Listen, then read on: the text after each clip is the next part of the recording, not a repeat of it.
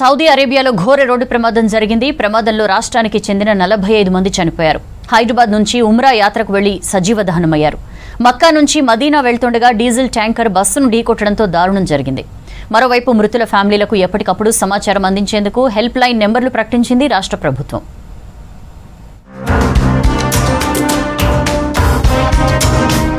Arab country Saudi అరేబియాలో ఘోర road ప్రమాదం జరిగింది. ప్రమాదంలో హైదరాబాద్కు చెందిన 45 మంది చనిపోయారు. మక్కా నుంచి మదీనా వెళ్తుండగా టూరిస్టు బస్, డీజిల్ ట్యాంకర్ ఢీకొన్నాయి. ఈ ప్రమాదంలో హైదరాబాద్కు చెందిన 45 మంది సజీవ దహనమయ్యారు. వీరంతా ఉమ్రా యాత్రలో భాగంగా మక్కా నుంచి మదీనా వెళ్తుండగా ప్రమాదం జరిగినట్లు తెలిపారు అధికారులు.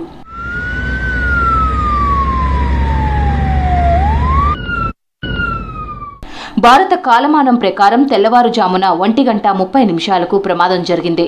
బస్సును డీజిల్ ట్యాంకర్ ఢీకొట్టగానే ఒక్కసారిగా మంటలు చెలరేగాయి. ప్రమాద సమయంలో యాత్రికులంతా నిద్రలో ఉండడంతో భారీగా ప్రాణ నష్టం జరిగినట్లు తెలుస్తోంది.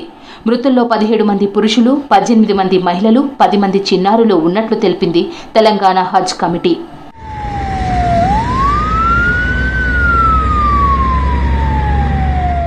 హైదరాబాద్ నుంచి మొత్తం 4 ట్రావెల్ ఏజెన్సీల ద్వారా ఈ నెల 9న ఉమ్రాకు వెళ్లారు ప్రయాణికులు. మక్కా యాత్ర పూర్తి చేసుకుని మదీనాకు వెళ్తున్న సమయంలో రోడ్డు ప్రమాదం జరిగింది. మదీనాకు 25 కిలోమీటర్ల దూరంలో బస్సు, డీజిల్ ట్యాంకర్ ఢీకొనడంతో ఘోరం జరిగినట్లు తెలిపారు అధికారులు.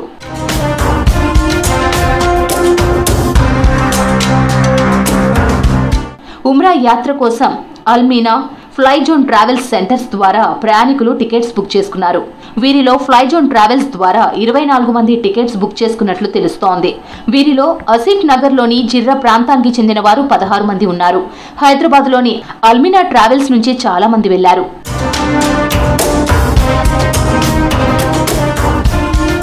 సౌదీ ప్రమాదంలో ఒకే ఫ్యామిలీకి చెందిన 18 మంది మృతి చెందడం ప్రతి ఒక్కరిని కన్నీరు పెట్టిస్తోంది. బస్సు ప్రమాదంలో మృతి చెందిన 18 మంది విద్యానగర్కు చెందిన ఎస్కే నసిరుద్దీన్ ఫ్యామిలీగా గుర్తించారు. ఒక విశ్రాంత రైల్వే ఉద్యోగి అయిన నసిరుద్దీన్ కుటుంబ సభ్యులతో కలిసి మక్కా యాత్రకు వెళ్లారు. అంతలోనే ఘోర ప్రమాదం వారి కుటుంబాన్ని కబలించింది. విషయం తెలుసుకున్న నసిరుద్దీన్ బంధువులు, స్నేహితులు అతడి నివాసం వద్దకు చేరుకున్నారు. దీంతో ఆ ప్రాంతంలో విషాద ఛాయలు అలుముకున్నాయి.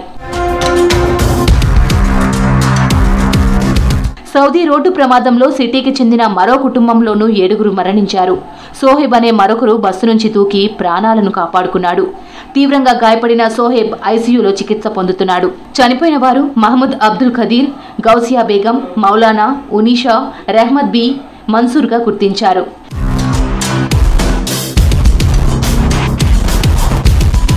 సౌదీ రోడ్ యాక్సిడెంట్ రాజేంద్రనగర్లోనూ విషాదం నింపింది. సులేమాన్ నగర్లో ఉండే ఫర్వీన్ బేగం సజీవ దహనమయ్యారు. స్థానికంగా నివాసముండే నిజాంబాయ్ సతీమణి ఫర్వీన్ బేగంతో పాటు మరో 5 మృతి చెందారని ఆమె కుటుంబ సభ్యులు తెలిపారు.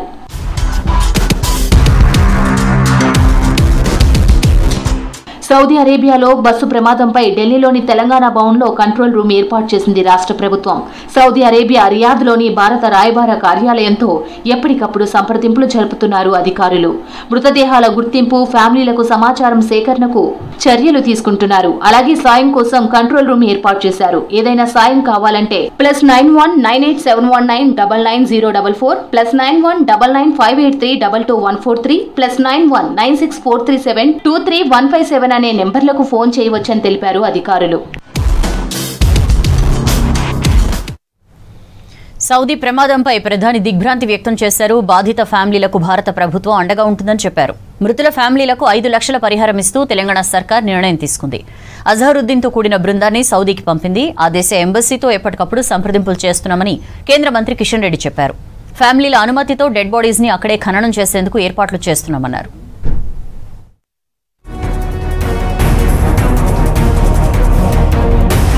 సౌదీ అరేబియాలో జరిగిన ఘోర బస్సు ప్రమాదంపై ప్రధానమంత్రి నరేంద్ర మోదీ తీవ్ర దిగ్భ్రాంతి వ్యక్తం చేశారు. మృతుల కుటుంబాలకు సానుభూతి తెలియజేశారు. గాయపడిన వారు త్వరగా కోలుకోవాలని ప్రార్థించారు మోదీ. రియాద్లోని ఎంబసీ, జెడ్డాలోని కాన్సులేట్ కావాల్సిన సహాయం అందిస్తున్నాయని ఎక్స్లో పోస్టు చేశారు. సౌదీ అరేబియా ప్రభుత్వ అధికారులతో భారత ప్రతినిధులు నిరంతరం సంప్రదింపులు జరుపుతున్నట్లు తెలిపారు ప్రధాని.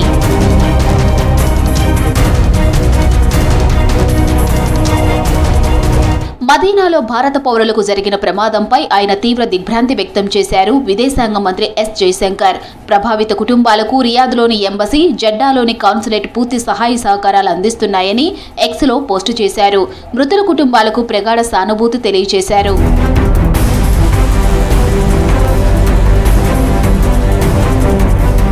సౌదీ మృతుల కుటుంబాలకు 5 లక్షల పరిహారం ప్రకటించింది తెలంగాణ ప్రభుత్వం. ఈ మేరకు కేబినెట్ సమావేశంలో నిర్ణయం తీసుకుంది. మంత్రి అజారుద్దీన్తో కూడిన బృందం వెంటనే సౌదీ వెళ్లాలని సీఎం రేవంత్ రెడ్డి ఆదేశించారు. చనిపోయిన ఫ్యామిలీలకు ప్రభుత్వం అండగా ఉంటుందని చెప్పారు. మృతుల ఫ్యామిలీల్లో 2 చొప్పున సౌదీకి తీసుకెళ్లి అక్కడే అంత్యక్రియలు చేసేలా సహకరించాలని అజారుద్దీన్ ఆదేశించారు సీఎం రేవంత్.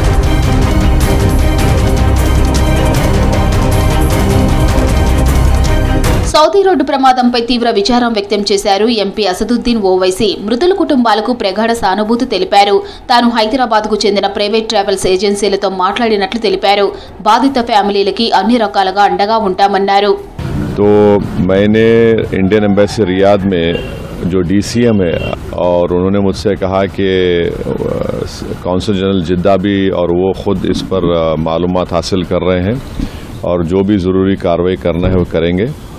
और साथ ही साथ मैंने इन तमाम उम्रा पैसेंजर्स के दोनों ट्रैवल एजेंसी से वीज़ा डिटेल्स लेकर काउंसिल जनरल ऑफ इंडिया जिद्दा को और डीसीएम इंडियन एम्बेसी रियाद को और साथ ही साथ फॉरेन सेक्रेटरी को मैंने ईमेल किया है।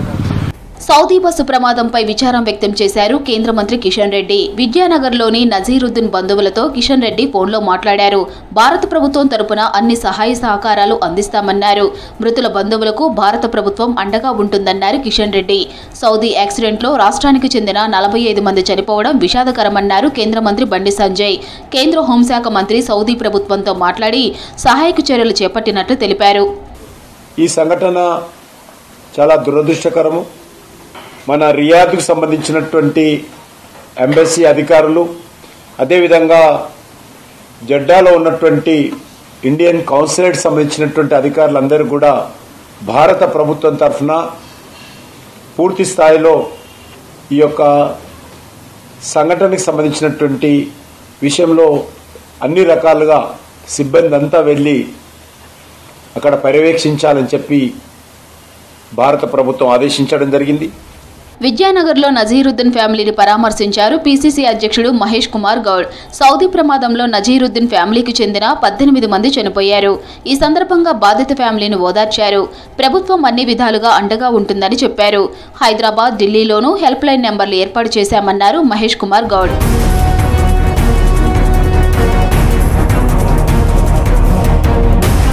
సౌదీ బస్సు ప్రమాద ఘటన బాధాకరమన్నారు మాజీ మంత్రి షబ్బీర్ అలీ. ప్రభుత్వం తరపున అన్ని ఏర్పాట్లు చేస్తున్నామన్నారు. మృతులకు అంత్యక్రియలు అక్కడే చేయాలా, ఇక్కడికి తీసుకురావాలనేది ఆలోచిస్తున్నామన్నారు. किसी किस्म की भी जो भी सहूलत है गवर्नमेंट तैयार है। हज हाउस में भी हेल्पलाइन रहेगा, गवर्नमेंट के पास भी हेल्पलाइन रहेगा, हर वो चीज़ में हुकूमत तैयार है। सीएम साहब घंटे घंटे को इसकी मॉनिटरिंग कर रहे हैं कि वहाँ के लोगों को हर चीज़ की और उनके अफराद ख़ानदान को हर चीज़ से हम तसल्ली दे रहे हैं कि आपको वहाँ जाना है तो वहाँ इंतज़ाम करेंगे, आप लोग जाइए, वहीं तक नहीं यहाँ लाना है, उनके बॉडी को लाने का भी इंतज़ाम करेंगे। సౌదీకి వెళ్లిన మంత్రి అజారుద్దీన్తో కూడిన బృందం బాధిత ఫ్యామిలీలకు అండగా నిలిచింది. డెడ్ బాడీలు ఐడెంటిఫై తర్వాత ఇండియాకు తీసుకువస్తారా లేదా అక్కడే అంతిమ సంస్కారాలు నిర్వహిస్తారా అనేది తేలనుంది. రాష్ట్రాన్ని పెట్టుబడుల స్వర్గధామంగా మారుస్తామన్నారు మంత్రులు. వచ్చే నెలలో జరిగే తెలంగాణ రైజింగ్ గ్లోబల్ సమ్మిట్ కు విస్తృత ఏర్పాట్లు చేస్తున్నామని, వివిధ దేశాల పారిశ్రామికవేత్తలను ఆహ్వానిస్తామని చెప్పారు. తేమతో పాటు మిల్లర్ల సమస్యలను పరిష్కరించి పత్తి రైతులను ఆదుకోవాలని కేంద్రాన్ని కోరారు. ప్రజల ఆశీర్వాదంతో మరో 15 ఏళ్లు రాష్ట్రంలో కాంగ్రెస్ అధికారంలో ఉంటుందన్నారు మంత్రులు.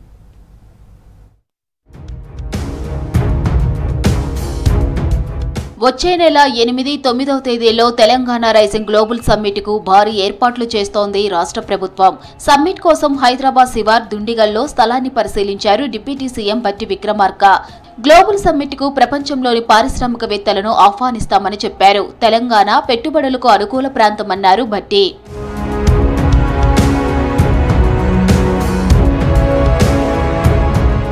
పత్తి కొనుగోళ్లు, జిన్నింగ్ మిల్లుల సమస్యలపై ఫోకస్ పెంచారు మంత్రి తుమ్మల నాగేశ్వరరావు. వీడియో కాన్ఫరెన్స్ లో కేంద్ర మంత్రి కిషన్ రెడ్డి, కేంద్ర జౌళి శాఖ సెక్రటరీతో మాట్లాడారు. రాష్ట్రంలో పత్తి కొనుగోళ్లలో ఎదురవుతున్న సమస్యలను వివరించారు. జిన్నింగ్ మిల్లుల సమస్యలను పరిష్కరించాలన్నారు. తేమ శాతం, ఎకరానికి విధించిన కొనుగోలు పరిమితులపై మరోసారి సమీక్షించాలన్నారు మంత్రి తుమ్మల. రైతులు, జిన్నింగ్ మిల్లర్ల సమస్యలపై చర్చించేందుకు రేపు రాష్ట్రానికి రావాల్సిందిగా సీసీఐ సీఎండీ అధికారులను కోరినట్లు చెప్పారు. రంగు మారిన సోయాబీన్స్ ను కేంద్రం కొనుగోలు చేయాలన్నారు.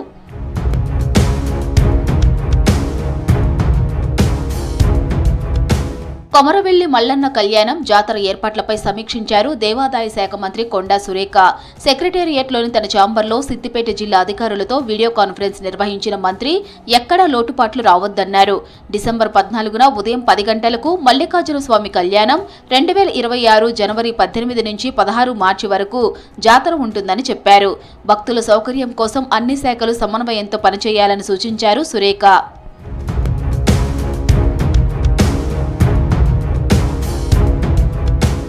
ల్యాబ్ టెక్నీషియన్ పోస్టుల సెలక్షన్ లిస్టు విడుదల చేశారు మంత్రి దామోదర రాజనరసింహ.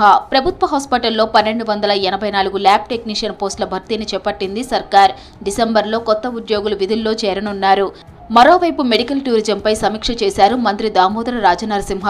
రాష్ట్రంలో మెడికల్ టూరిజం అభివృద్ధికి చర్యలు తీసుకోవాలని అధికారులను ఆదేశించారు.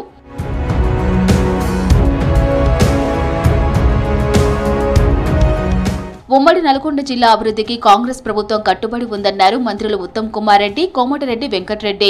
జిల్లా కార్యకర్తల త్యాగంతోనే రాష్ట్రంలో కాంగ్రెస్ ప్రభుత్వం ఏర్పడిందన్నారు. తెలంగాణ చరిత్రలో నిలబడేలా 60,000 కోట్ల రూపాయలతో రోడ్లు ఏర్పాటు చేస్తామన్నారు. నల్గొండ జిల్లా మిర్యాలగూడ మండలం కాలువపల్లి దగ్గర రింగు రోడ్డు పనులకు మంత్రులు ఉత్తమ్, కోమటిరెడ్డి శంకుస్థాపన చేశారు. జూబ్లీహిల్స్ ఉప ఎన్నికల్లో బీజేపీకి డిపాజిట్ కూడా దక్కలేదని, బీఆర్ఎస్ పార్టీ 4 ముక్కలైందన్నారు. స్థానిక సంస్థల ఎన్నికల్లోనూ కాంగ్రెస్ నే గెలిపించాలన్నారు.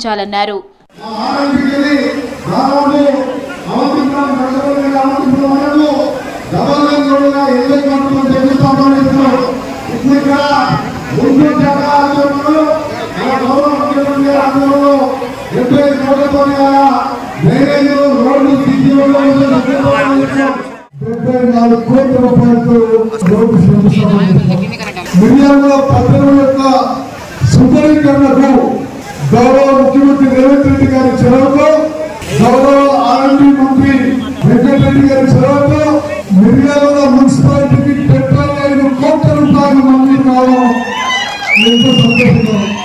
మహిళలు వ్యాపారంలో రాణించాలన్నారు మంత్రి వివేక్ వెంకటస్వామి. మహిళలు ఆర్థికంగా నిలదొక్కునేందుకు రాష్ట్ర ప్రభుత్వం అండగా ఉంటుందని చెప్పారు.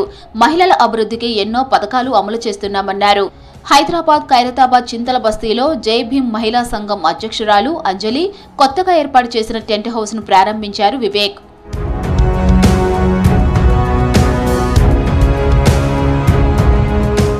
ములుగు జిల్లాలో పైలట్ ప్రాజెక్టుగా మొదటిసారి అంగన్వాడీలో ఉన్న ప్రీ ప్రైమరీ స్కూల్ పిల్లలకు మిల్క్ పంపిణీ చేశారు మంత్రి సీతక్క. జిల్లాలో అంగన్వాడీ కేంద్రాల్లో 3 నుండి 6 సంవత్సరాల పిల్లలకు మిల్క్ పంపిణీ చేస్తున్నామని చెప్పారు.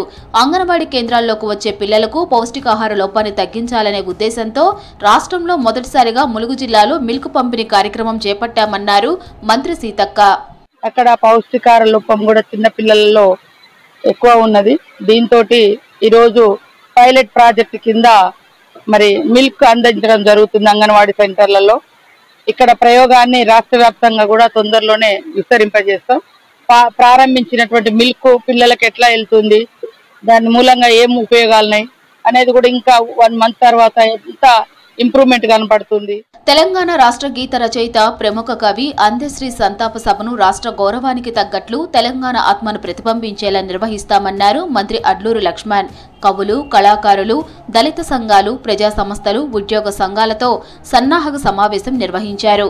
సీఎం రేవంత్ రెడ్డి దళిత, బహుజన వర్గాల పక్షాన నిలిచిన నాయకుడన్నారు మంత్రి. అందశ్రీ సంతాపం సందర్భంగా ఆయన సేవలు ప్రతిబింబించేలా కవి సమ్మేళనం నిర్వహించాలని నిర్ణయించామన్నారు.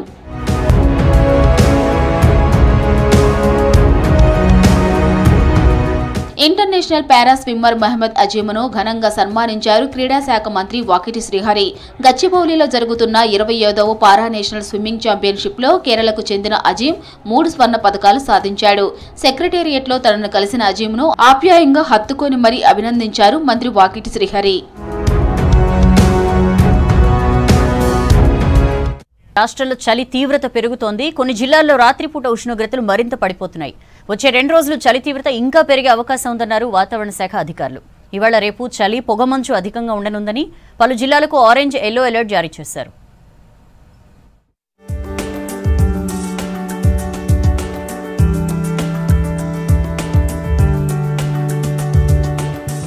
రాష్ట్రంలో చలి పంజా విసురుతోంది. ఉత్తర తెలంగాణ జిల్లాలు గజగజ వణికిపోతున్నాయి. సాయంత్రం 6 దాటితే ఇండ్ల నుంచి బయటకు వచ్చే పరిస్థితి లేదు. ఉదయం భారీగా పొగమంచు కురుస్తోంది. చలిగాలులు కూడా వీస్తుండటంతో జనం ఇబ్బందులు పడుతున్నారు.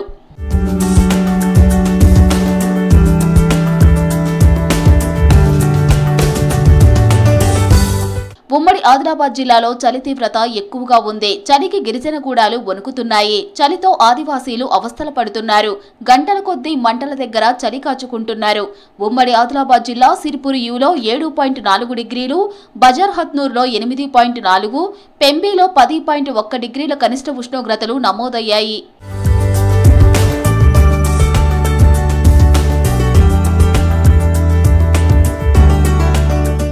రాష్ట్రంలో వచ్చే 2 రోజులు చలి తీవ్రత మరింత పెరిగే అవకాశం ఉంది. కనిష్ట ఉష్ణోగ్రతలు మరింత పడిపోయే ఛాన్స్ ఉంది.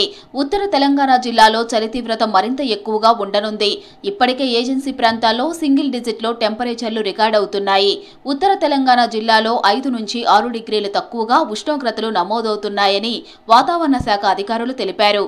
కనిష్ట ఉష్ణోగ్రతలు 8 డిగ్రీల నుంచి 15 డిగ్రీలు ఆ ప్రాంతంలో వివిధ ప్రాంతాల్లో మనకి రికార్డ్ అవుతున్నాయి. ముఖ్యంగా మనకి ఉత్తర తెలంగాణ ప్రాంతంలో లోయెస్ట్ టెంపరేచర్స్ ఆదిలాబాద్, కుమ్రంభీం ఆ ప్రాంతంలో అరౌండ్ 8 డిగ్రీస్ టు 9 డిగ్రీస్ ఆ ప్రాంతంలో ఉన్నాయి. ఇవి మనకి 30 ఇయర్స్ యావరేజ్కి చూసుకుంటే ఈ రోజుకి నార్మల్ నుంచి అరౌండ్ 6 to 7 డిగ్రీస్ కూడా కొన్ని చోట్ల డీవియేషన్ అంటే నార్మల్ కంటే తక్కువ ఉన్నాయి. అట్లానే మన సెంట్రల్ తెలంగాణలో చూసుకున్నట్టయితే 12 నుంచి 14 డిగ్రీల ప్రాంతంలో సెంట్రల్ తెలంగాణ ఉన్నాయి. మన సిటీలో మన బేగంపేట అబ్జర్వేటరీలో అయితే నిన్న అరౌండ్ 13 డిగ్రీస్ రికార్డ్ అయింది. రాష్ట్రంలోని పలు జిల్లాలకు ఆరెంజ్, ఎల్లో అలర్ట్ జారీ చేశారు వాతావరణ శాఖ అధికారులు. ఈ జిల్లాలో 8 నుండి 10 డిగ్రీల కనిష్ట ఉష్ణోగ్రతలు నమోదవుతాయని చెప్పారు. మనకు 2 రోజుల పాటు ఇంచుమించు ఇదే రేంజ్లో కొనసాగే అవకాశం ఉంది. సో మనం ఇప్పుడు నార్త్ తెలంగాణలో ఈ ఆదిలాబాద్, కుమ్రంభీం, నిర్మల్, మంచిర్యాల, నిజామాబాద్, జగిత్యాల, కామారెడ్డి, మెదక్, సంగారెడ్డి ఈ ప్రాంతంలో 10 డిగ్రీస్ బిలో ఉండే అవకాశం ఉంది వచ్చే 2 రోజుల్లో. అందుకని ఈ ప్రాంతంలో ఆరెంజ్ వార్నింగ్ అలర్ట్ పెట్టాము.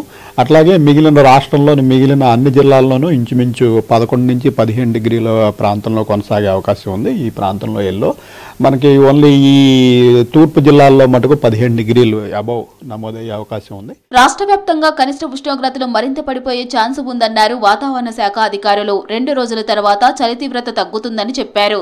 ఆ తర్వాత వచ్చే 5 రోజులు పొడి వాతావరణం ఉంటుందన్నారు.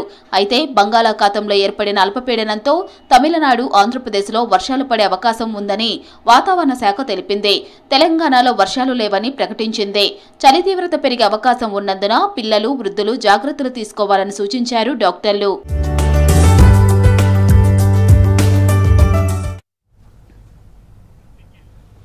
ఢాకాలోని ఇంటర్నేషనల్ క్రైమ్స్ ట్రైబ్యునల్ కోర్టు సంచలన తీర్పు ఇచ్చింది. గతేడాది జరిగిన అల్లర్ల కేసులో మాజీ ప్రధాని షేక్ హసీనాను దోషిగా తేల్చుతూ మరణ శిక్ష విధించింది. మరోవైపు కోర్టు తీర్పును తీవ్రంగా ఖండించారు షేక్ హసీనా. యూనస్ సర్కార్ జడ్జిలను ప్రభావితం చేసి శిక్ష పడేలా చేసిందని విమర్శించారు. న్యాయం కోసం పోరాటం కొనసాగుతుందన్నారు షేక్ హసీనా.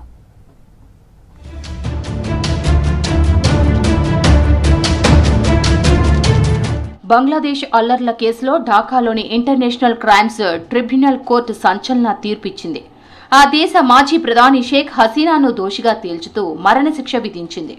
గతేడాది ఢాకాలో జరిగిన అల్లర్లలో మానవత్వాన్ని మరిచి నిరసనకారులపై కాల్పులకు ఆదేశించారని అభియోగాలు మోపింది. ఇరువైపులా వాదనలు విన్నాక 458 పేజీలతో తీర్పు వెల్లడించింది ఇంటర్నేషనల్ క్రైమ్స్ ట్రిబ్యునల్. ఇదే కేసులో మాజీ హోంమంత్రి అసదుజ్జమాన్ ఖాన్ కు కూడా మరణశిక్ష విధించింది court.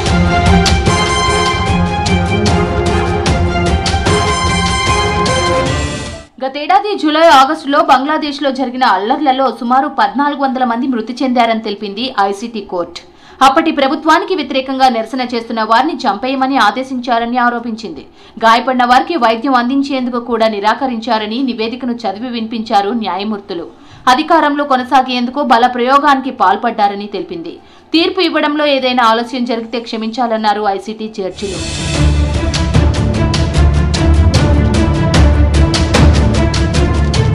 ఢాకాలోని international crimes tribunal court తీర్పును ఖండించారు బంగ్లాదేశ్ మాజీ ప్రధాని షేక్ హసీనా. ఈ తీర్పు మోసపూరితమైందని తెలిపారు. ప్రజాస్వామ్యానికి విరుద్ధంగా ఏర్పడిన ప్రభుత్వం కుట్రపూరితంగా తనకు మరణశిక్ష పడేలా చేసిందని ఆరోపించారు. తనను నిరూపించుకోవడానికి ఒక్క ఛాన్స్ కూడా ఇవ్వలేదని ఆవేదన వ్యక్తం చేశారు. ఐసీటీ న్యాయమూర్తులు పక్షపాతంగా వ్యవహరించారన్నారు షేక్ హసీనా.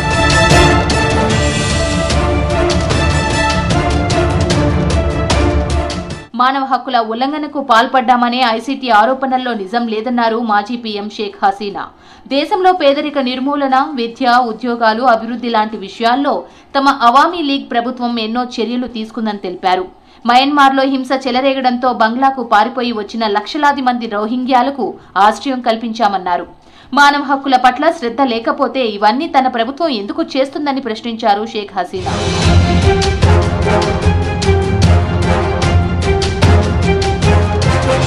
ఐసీటీ కోర్టు తీర్పు తర్వాత మాజీ ప్రధాని షేక్ హసీనాను అప్పగించాలని భారత్ ను కోరింది బంగ్లాదేశ్లోని యూనస్ సర్కార్. ఇరు దేశాల మధ్య ఉన్న ఒప్పందాలను భారత్ గౌరవించాలని తెలిపింది. మరోవైపు బంగ్లాదేశ్ ఐసీటీ కోర్టు తీర్పును పరిశీలిస్తున్నట్లు తెలిపింది భారత్. పొరుగు మిత్రదేశమైన బంగ్లా ప్రయోజనాలకు ప్రాధాన్యత ఇస్తామని తెలిపింది. బంగ్లాలో శాంతి, ప్రజాస్వామ్యం, స్థిరత్వం నెలకొనాలని ఆశించింది. ఆ లక్ష్యం కోసం అందరితో నిర్మాణాత్మక చర్చలు జరుపుతామని తెలిపింది భారత విదేశాంగ శాఖ.